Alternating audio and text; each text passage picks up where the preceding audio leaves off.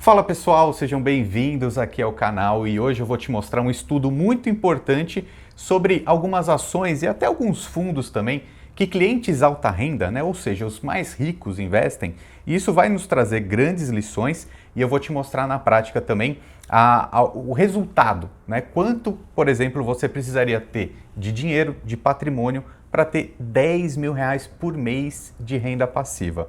E para preparar esse vídeo aqui, eu vou trazer um especialista para conversar conosco. Estou aqui com o Diego Hernandes. Tudo bem, Ricardo? Tudo certo. Vim aqui na sede da Ativo Investimentos hoje, porque o Diego, algumas pessoas já conhecem ele aqui, ele é parceiro do Lucro FC, mas ele é um consultor de investimentos, além de analista, que vai poder falar sobre algumas ações hoje. Mas eu vim aqui conversar com você, Diego, justamente porque eu tenho visto esse movimento aqui das pessoas que acompanham os vídeos mesmo, de muita maturidade, até mesmo as perguntas que o pessoal coloca, e por isso que eu te trouxe, porque você é um consultor, você atende as pessoas particularmente e pode trazer um pouquinho dessa experiência para nós, Exatamente. O investidor de alta renda ele está preocupado com a construção de patrimônio de longo prazo. Ele não se rende ao imediatismo de mercado, o que vai acontecer na próxima semana, no próximo mês, ou até mesmo no próximo ano. A gente se preocupa muito com o ativo que a gente está comprando, se aquele ativo no longo prazo vai entregar a performance e a segurança, fundamentalmente, para a carteira do investidor. Então isso é muito importante. Legal. E aí, Diego, deixa eu aproveitar essa sua experiência, porque um consultor, até por isso que eu fiz essa série de 3 vídeos, tá? Eu tô aqui com o Diego justamente para gravar esses 3 vídeos que já vão no ar aqui nos próximos dias também. Eu dei o nome para essa série de vídeos aqui, Diego, de Consultoria Wealth, porque é um nome, é um termo que eu acho que cada vez mais as pessoas vão se acostumar justamente por causa disso, Eu vejo esse movimento, O investidor ele está ficando cada vez mais maduro, entendendo mais, e aí cada vez é mais necessário ao máximo tentar personalizar até as respostas e os interesses de cada um das pessoas que estão nos assistindo aqui. E aí o que eu queria te perguntar é o seguinte, justamente, você atende clientes de alta renda, O que é um cliente de alta renda? De repente que tem mais de R$1 milhão, e também alguns clientes que têm um patrimônio abaixo disso, mas que também têm um patrimônio relevante. E qual que é a lição importante aqui que a gente pode trazer assim de uma diferença de um cliente alta renda, por exemplo, que algumas ações que a gente vai mostrar aqui são preferências desse alta renda, mas também são de investidores que estão começando. Qual é a grande diferença de quem tem mais patrimônio e de quem está começando no mundo dos investimentos? Eu acho que a maior diferença, a maior preocupação é você entender em qual fase de investidor você está. A gente classifica basicamente em 3 fases. Acumulação de patrimônio, aquela fase de acumulação de patrimônio, aquela fase que você ou inicia uma jornada no mercado de trabalho, ou você saiu da faculdade, começou a sua vida, então você praticamente não tem muito recurso para acumular, para fazer o investimento. A segunda fase, que é uma das fases muito importantes, é a fase de multiplicação de patrimônio. Essa fase é a fase com que o investidor ele precisa acertar a mão no risco, no retorno, na escolha dos ativos para que seu patrimônio cresça sem sofrer muito risco. E a terceira fase é uma fase de extrema importância também, de preservação de capital, que é aquela fase que você já tem um patrimônio estabelecido, já pensa em se aposentar ou pensa em trabalhar apenas com o que gosta, e aí a ideia basicamente é você pensar naquela preservação de patrimônio e indo um passo além em sucessório, fazer com que sua família tenha também o respaldo daquele patrimônio que você acumulou a vida inteira. Então você diria que o cliente, quando ele vai aumentando o seu patrimônio, quanto mais alta renda ele fica, talvez ele tenha menos apetite para o risco? Exatamente. A propensão a risco no início da fase do investidor, ela é muito maior. Isso depende muito de pessoa para pessoa, mas a pessoa ela tem tempo para assumir mais riscos. E com a carteira, um valor absoluto de carteira menor, você acaba também tendo essa possibilidade de assumir mais riscos. À medida que você evolui como investidor em termos de patrimônio, aí acaba que a preservação de patrimônio, manter aquele patrimônio a um patamar crescendo propriamente, ele vai te dar mais satisfação do que necessariamente o início da sua trajetória como investidor. Muito bem, muito bem. Eu já vou compartilhar aqui na tela nosso estudo, então, até porque algumas das ações preferidas dos mais ricos também são ações preferidas daquelas pessoas que estão começando. Enfim, são lições importantes que a gente pode traçar agora. Olha só, então já estou com a matéria aqui na tela, justamente é um levantamento que uma plataforma de investimentos que se chama Smart Brain faz, justamente com os clientes de mais alta renda que eles têm, né? Então eu já vou colocar logo aqui na tela, porque eu achei interessante primeiro isso, tá? A carteira média dos investidores mais ricos, veja como está distribuída aqui o gráfico de pizza, né? Que é a alocação desses ativos, que depois a gente explica mais detalhes. Só que o que me chamou a atenção aqui, um ponto que eu achei interessante, grande parte em renda fixa, né? A gente sabe que a renda fixa no Brasil ela é boa, embora as ações também tenham potencial, mas enfim, essa fatia aqui eu achei interessante. Mas sabe o que me deixou preocupado? Aí eu queria ver sua opinião, Diego. Essa grande fatia aqui em fundos multimercados, cerca de 34% do patrimônio em fundo multimercado, eu particularmente não gostei, né? O que você acha disso? Exatamente. Muitas vezes, né, uma fatia muito relevante em fundo multimercado acaba, a gente enxerga isso como uma certa forma de desconhecimento do investidor quanto ao mercado financeiro, né? O fundo multimercado, você terceiriza, de certa forma, a gestão do seu portfólio para o gestor do fundo, só que ele não enxerga, ele não tem uma visão holística da sua vida, ele não entende quais são os seus objetivos. Ele vai tocar o fundo de acordo com o prospecto, de acordo com o mandato que ele recebeu para, né, fazer a gestão daquele fundo, mas não é a gestão da sua vida, do seu patrimônio. Esse é um primeiro ponto. O segundo ponto que a gente acha muito caro, né? O fundo de multimercado ele tende a ser algo muito caro. A gente está falando aí de uma taxa anual de 2% para a gestão do fundo multimercado, com 20% de taxa de performance quando excede, né, o CDI ou o benchmark pré-estabelecido. Poxa, para que o gestor do fundo ele consiga te dar ali, sei lá, 100% do CDI, 120%, 130% do CDI, ele tem que ter um retorno muito expressivo para que ele consiga entregar no final, né, um que a gente chama de alfa, um resultado favorável para o investidor. Não, olha só que importante isso, né? Eu estou até colocando algumas matérias aqui na tela, né, algumas notícias. Se você procurar no Google mesmo, você vai ver, fundos multimercado tem segunda pior janela de retorno, fundos multimercados agonizam. Então esse ponto que o Diego trouxe é importante. Por que esses fundos costumam ter mais dificuldade de trazer retorno para o cliente?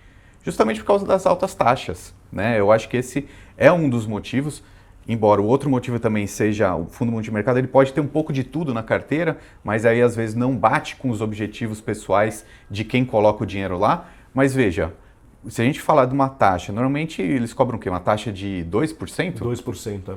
2% ao ano de administração. Exato. E às vezes até mais uma taxa de performance, né? 20% em geral que excede o CDI ou o Ibovespa de acordo com o fundo.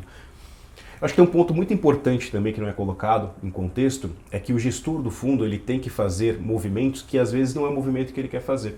Exemplo, você tem uma quebradeira na bolsa, né, começa a ter uma depreciação nos ativos em bolsa e aí o gestor ele começa a sofrer resgate naquele fundo multimercado. Então, os investidores que aportaram naquele fundo multimercado ficam preocupados e vão... Aquela corrida, como se fosse um análogo a uma corrida bancária, né? Ele vai lá e começa a resgatar cotas do fundo. Automaticamente o gestor ele precisa vender ativos que ele não gostaria de vender naquele momento e aí essa perda fica cristalizada na cotação do fundo, no final das contas. Então, o fundo começa a perder cada vez mais em um momento de distância. Exatamente.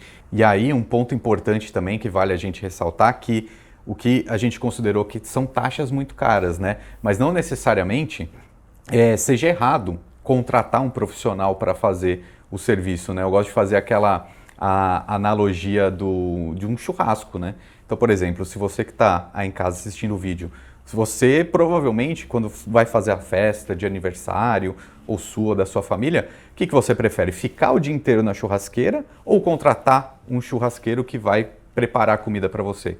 Muito provavelmente você prefere contratar um profissional especializado para te ajudar, né? A questão que a gente traz aqui de alguns fundos, essa falta de conhecimento talvez, é pagar muito caro, né? Poxa, pagar 2% de taxa de serviço, taxa de administração é muita coisa. Se a gente for ver, por exemplo, na consultoria de investimentos que você tem aqui, você nunca vai cobrar 2%, Exato. É sempre muito menos, né? Exatamente, é uma taxa bem menor. E aí, fazendo essa mesma analogia ao churrasqueiro, né? Quando o gestor do fundo ele vai tocar o mandato daquele fundo especificamente. Ele não vai saber se o ponto da carne é o ponto que você gosta, né? Às vezes o ponto da carne que você gosta mais mal passado, mais bem passado, apenas uma consultoria que tem essa visão holística do seu portfólio, conhece o seu momento de vida, vai saber exatamente a entrega que você quer. E agora, já na tela, continuando o nosso estudo aqui, vamos ver quais são as ações favoritas e aí o Diego vai dar a opinião dele, tá? Então essas aqui são as ações favoritas. Vamos falar, Diego, do top 3 aqui do pódio.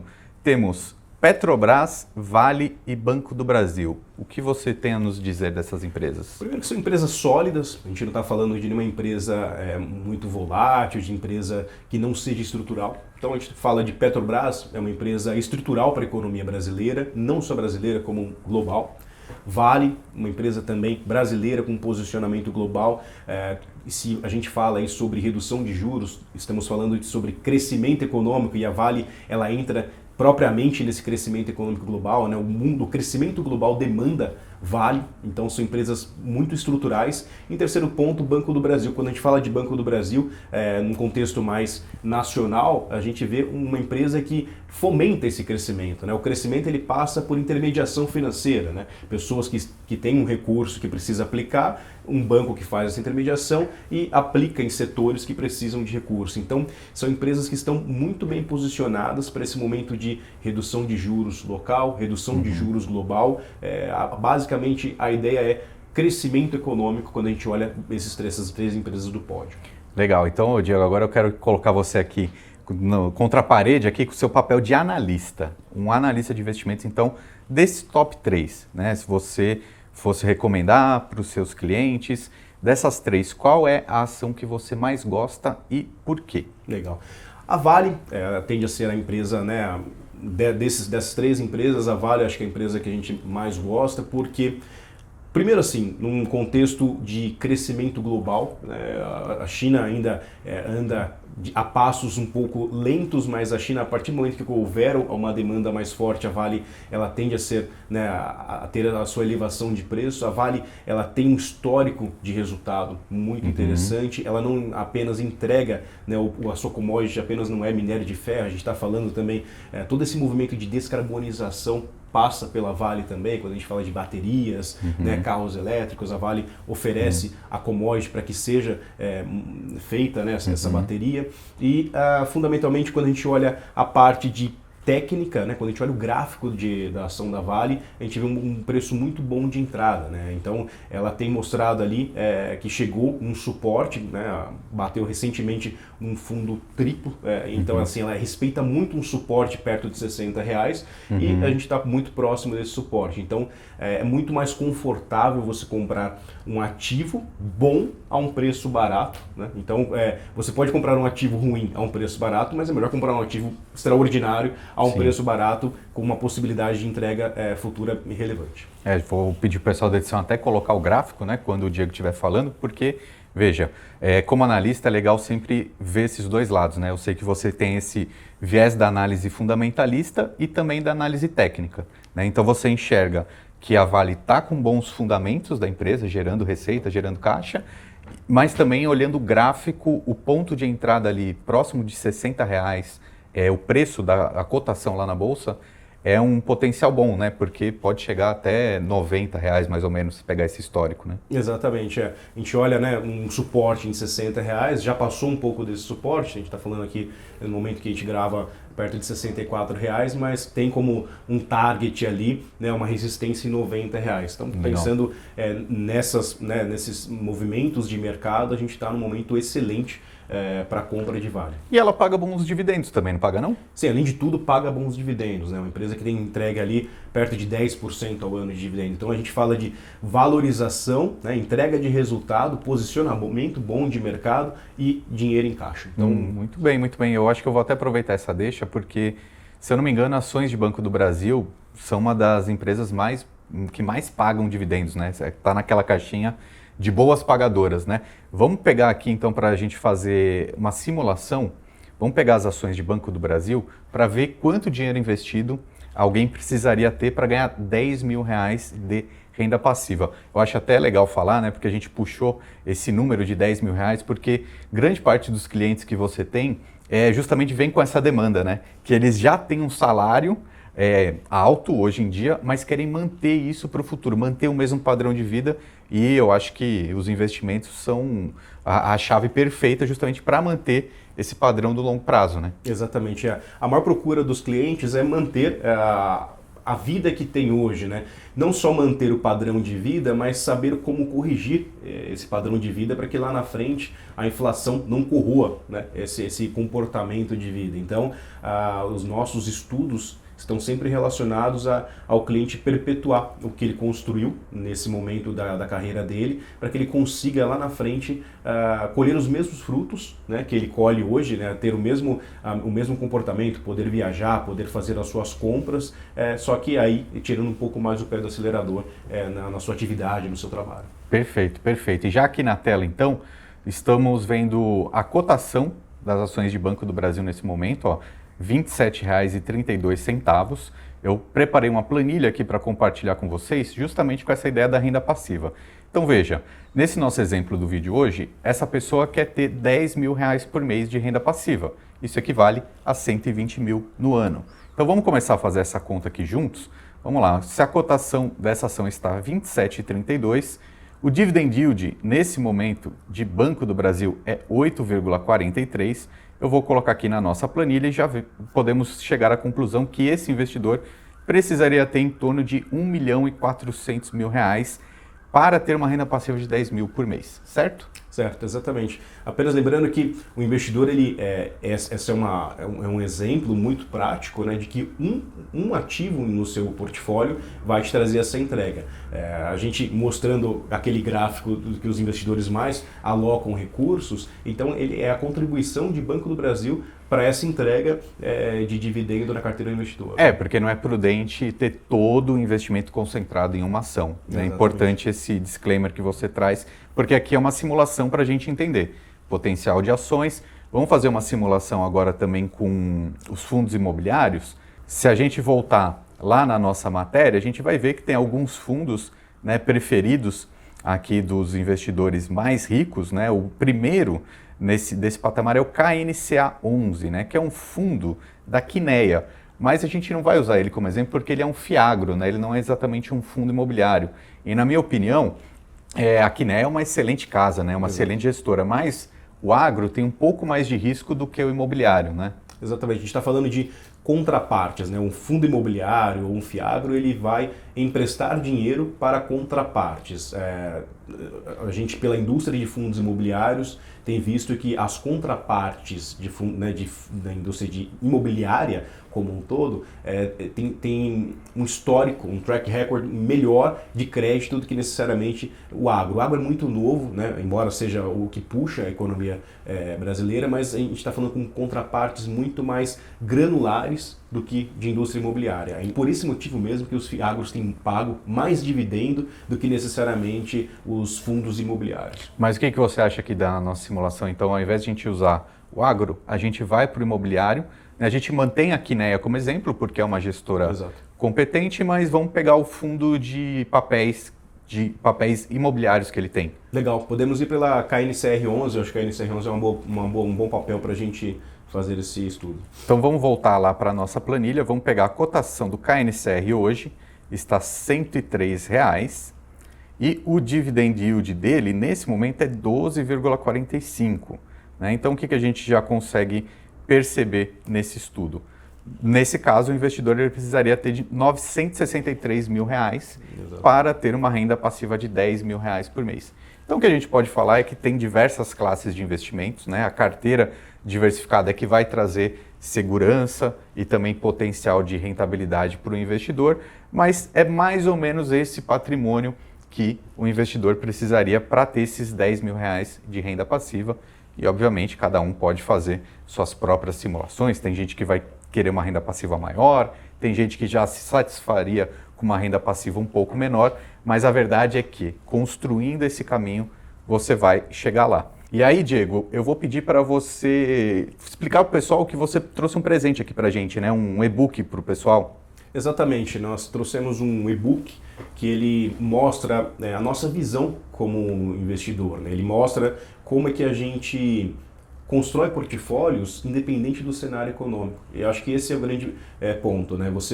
Não existe mercado bom ou mercado ruim. Existe posição boa ou posição ruim. Então, nesse nosso e-book ele mostra qual que é a nossa filosofia de investimento diante dos cenários econômicos e também tem exemplos de carteiras que nós corrigimos e mudamos a rota para o investidor. Então é bem bacana. Muito bom. Então eu vou deixar o link na descrição. Né? Enquanto o Diego falava aqui, o pessoal da edição colocou o PDF, né, para vocês verem aí uma prévia, mas a gente vai deixar o link na descrição para fazer o download gratuito desse e-book, mais conhecimento que o Diego traz para a gente aqui, presenteie o pessoal do canal Lucro FC. E outra coisa importante, tá? Já vamos gravar aqui na sequência, você pode assistir em breve aqui no canal Lucro FC o segundo vídeo da nossa série, porque nesse daqui a gente falou muito sobre a renda passiva, falamos até de algumas ações e fundos imobiliários. No próximo vídeo eu quero falar contigo sobre essa construção, como chegar em 100 mil reais, 1 milhão de reais, enfim, esse potencial de juros compostos, beleza? Legal, vamos lá. Valeu, gente, até a próxima.